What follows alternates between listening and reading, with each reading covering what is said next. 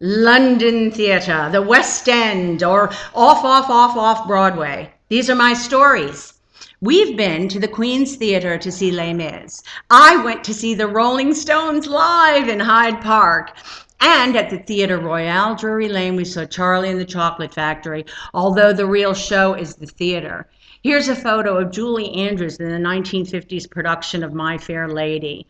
The theater had a queen's entrance and a king's entrance, and they had statues and niches all around, this one of Edmund Kean, and they had my favorite, William Shakespeare. I also found this amazing playbill of John Gielgud in The Tempest from the 50s. I was astonished. It motivated me to do my own theater walkabout, to see how many theaters I would encounter within a random couple of blocks. The first place I came to was the English National Orchestra. I think the architecture tells you a lot about how the Brits feel about their culture. It's magnificent. The building is gorgeous. Even the stall doors are amazing.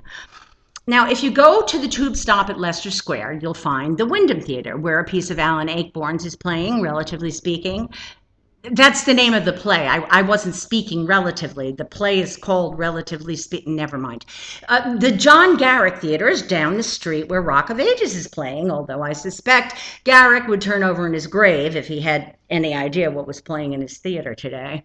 You never know where you're going to find a theatre in London. When I turned onto Great Newport Street, I found the Arts Theatre, which apparently was the venue for the premiere of the English-speaking version of Beckett's Waiting for Godot. Quite historical. Here we have the Noel Coward Theatre, where Daniel Radcliffe is starring in The Cripple of Inishmin. Well, we'll have more for you about Danny Boy later. And in London, even where there are no theaters, there are plaques to commemorate where they've been. These are quite moving. This is a joint effort between the City of Westminster and the Society of West End Theatre, and they're all over the city. We did go out of town back to see more about Danny, the making of Harry Potter at the Warner Brothers studio tour. It was very moving. And a very unsettling experience were these people who were camped in front of the movie theater premiere of The Lone Ranger in Leicester Square, where I went to get my tickets. London really is a performance piece itself. Tonight we're off to the Globe. Several shows I want to see yet, but that's all I've got time for now. Cheerio!